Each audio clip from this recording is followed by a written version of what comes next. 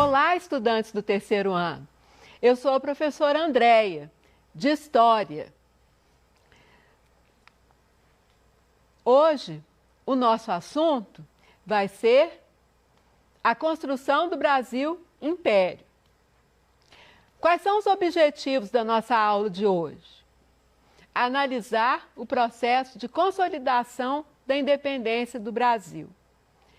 Compreender as configurações das elites brasileiras no Império, seus interesses e agrupamentos políticos partidários.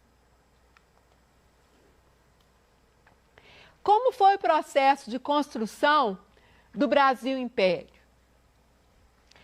Durante os 9 anos de governo de Dom Pedro I, de 1822 a 1831, período chamado de Primeiro Império, houve muitas dificuldades para consolidar a independência e manter a unidade política do Brasil. As províncias do Grão-Pará, Maranhão, Piauí e Bahia não aceitaram a independência. Como não aceitaram a independência, essas províncias entraram em guerra com tropas vindas de Portugal.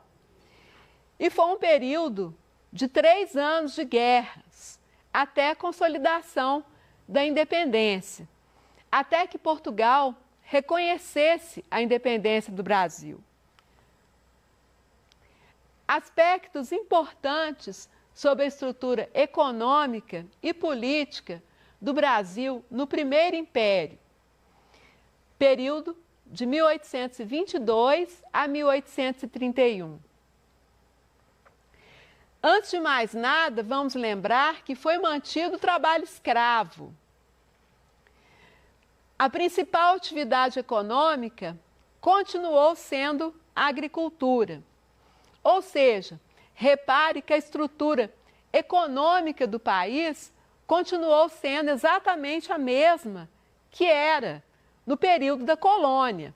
Trabalho escravo e agricultura como principal atividade econômica. Tinha um poder econômico e político os homens que fossem grandes proprietários de terras, ou seja, latifundiários. O que quer dizer a palavra latifundiário? Grande proprietário de terras. Essa palavra aparece sempre. Então, guarde o significado da palavra, latifundiário. Havia 2 partidos políticos no Brasil, o Partido Brasileiro e o Partido Português. O Partido Brasileiro, ele era dominado por grandes proprietários de terras. Dividia-se em 2 grupos, conservadores e liberais. Conservadores e liberais.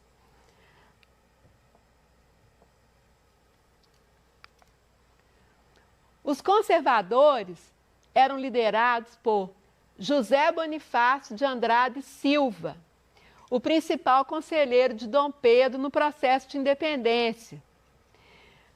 Defendia um governo exercido por Dom Pedro com as províncias com pouca autonomia. E os liberais eram liderados por Joaquim Gonçalves Ledo e José Clemente Pereira.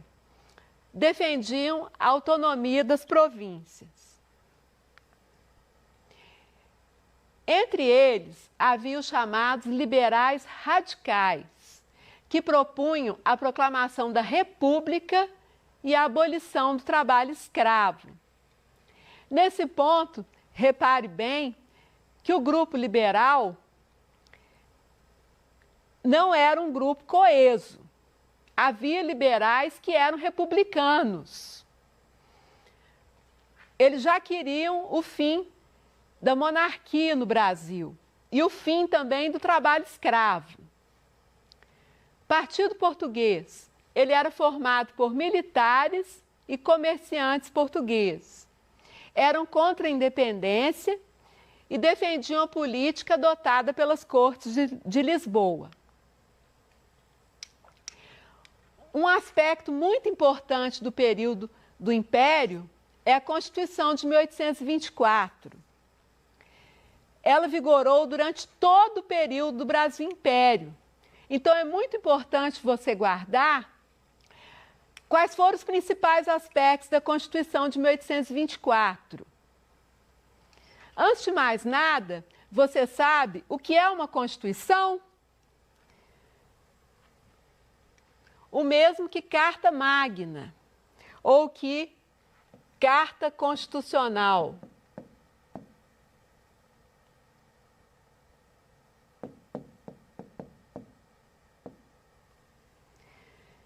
É um documento elaborado por uma Assembleia Constituinte, reunião de deputados e de senadores, ou só de deputados, conforme o país, que estabelece a forma de governo, a distribuição de competências, os direitos e deveres dos cidadãos. É a lei suprema de um país. Você lembra qual é a nossa atual Constituição? É a Constituição de 1988. Quem é o guardião da Constituição? É o Supremo Tribunal Federal, no caso do Brasil atual. Você se lembra disso? É importante você lembrar disso para você comparar o momento atual do Brasil com esse momento aqui do Brasil Império. No caso específico do período em que o Brasil foi uma monarquia, de 1822 a 1889, só tivemos uma Constituição, a de 1824, que concedeu ao imperador amplos poderes e restringia a participação política a uma pequena parcela da população.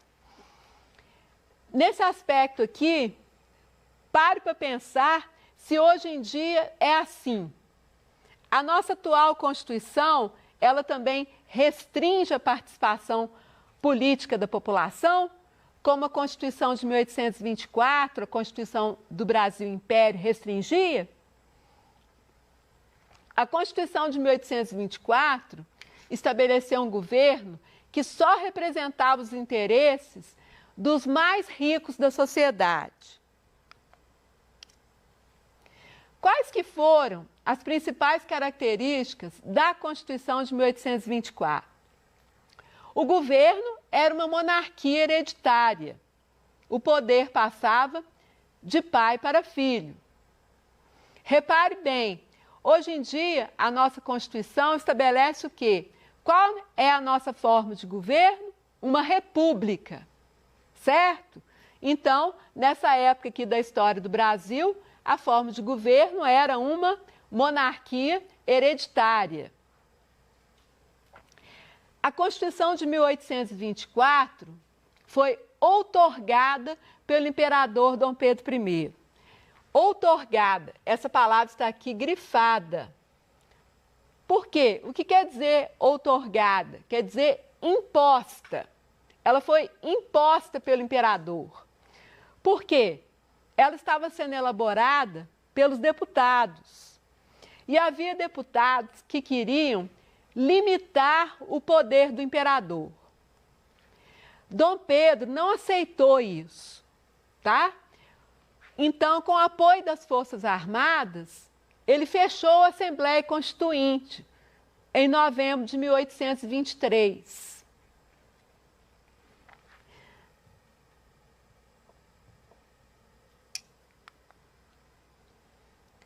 Dom Pedro, então, nomeou um grupo de 10 homens para elaborar essa Constituição. Uma Constituição que desse a ele plenos poderes. A Constituição que foi escrita, então, ela estabelecia 4 poderes: moderador, executivo, legislativo e judiciário. O poder moderador era exercido apenas pelo imperador e dava a ele o direito de interferir em todos os outros poderes. Então, repare bem que o poder moderador foi o que deixou a Constituição do jeito como o imperador queria. Uma Constituição que desse para ele plenos poderes. O poder executivo era exercido pelo imperador e por ministros indicados por ele. Nesse ponto, você repare, então, que a Constituição de 1824 dava plenos poderes para o imperador. O imperador concentrava o poder moderador e o poder executivo. O poder moderador é uma característica muito importante da Constituição de 1824. Você precisa guardar o que era isso. Poder judiciário, composto por tribunais e juízes. Nesse aspecto, repare que, na nossa época, poder judiciário é a mesma coisa. A Constituição estabelecia uma religião oficial para o Brasil, a católica romana. O voto era censitário. O que quer dizer voto censitário? É voto por renda. Para ser eleitor, era necessário uma renda anual mínima de 100 mil réis. Para ser candidato a deputado, a renda anual deveria ser de 400 mil réis. E para ser candidato a senador, a renda anual deveria ser de 800 mil réis. Então, repare que não era qualquer homem que podia votar. Era necessário ter uma renda anual mínima elevada.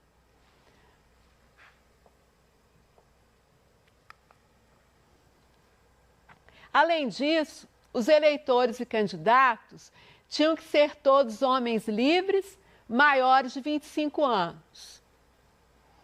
O voto era indireto. O que quer dizer isso? Os eleitores só votavam nos homens que teriam o direito de escolher quem seriam os deputados e senadores. Ou seja, os eleitores não escolhiam diretamente os deputados e os senadores. Eles escolhiam quem iria votar nos candidatos e senadores. Além disso, vou destacar o fato de que as mulheres não votavam e nem podiam se candidatar, é claro. Eu indico aqui uma bibliografia sobre o assunto da nossa aula, que foi a consolidação do Estado Imperial Brasileiro, a independência, a construção do Império,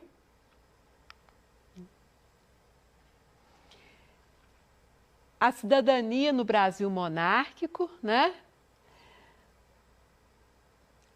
E então nós vamos voltar nos principais tópicos da nossa aula de hoje.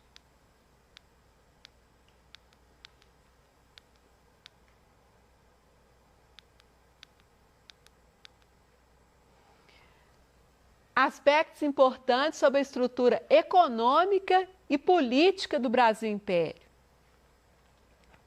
Vamos lembrar que a independência manteve a mesma estrutura econômica do Brasil. A principal atividade econômica continuou sendo a agricultura. E após a independência foi mantido o trabalho escravo. Esses são dois aspectos fundamentais que você não pode esquecer sobre o período imperial.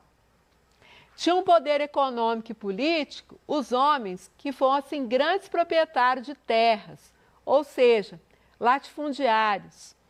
Vamos lembrar que os políticos da época, eles eram saídos desse meio aqui, do meio dos latifundiários, dos grandes proprietários de terras.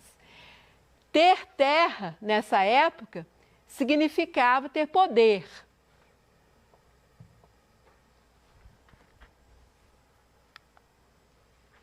Havia dois partidos políticos no Brasil, o Partido Brasileiro e o Partido Português. O Partido Brasileiro, como o nome já indica, né, era composto por homens nascidos no Brasil.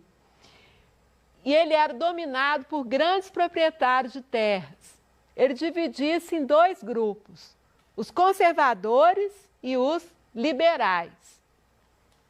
Os conservadores defendiam um governo exercido por Dom Pedro, com as províncias com pouca autonomia. Vamos lembrar que província, durante o Brasil Império, era o que é hoje um estado. Então havia a província de Minas Gerais, a província de São Paulo, né? Província era a denominação usada no período imperial.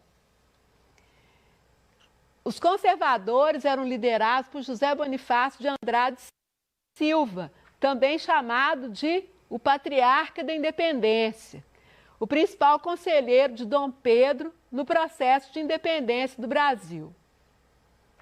E os liberais eram liderados por Joaquim Gonçalves Ledo e José Clemente Pereira. Defendiam a autonomia das províncias. Entre os liberais havia os liberais radicais. Por que eles eram chamados de radicais? Porque eles propunham a proclamação da República e a abolição do trabalho escravo, o que era considerado como muito avançado. Eram ideias políticas avançadas para a época. Partido Português era formado por militares e comerciantes portugueses. Eram contra a independência e defendiam a política adotada pelas Cortes de Lisboa. Depois de fazer uma revisão desses pontos, eu agradeço a participação de vocês nessa aula. Peço a todos que enviem suas dúvidas para o nosso ao vivo, que acompanhem os nossos PETs e que fiquem em casa. Estudem em casa e aproveitem bem o nosso conteúdo. Eu agradeço a todos e até a nossa próxima aula.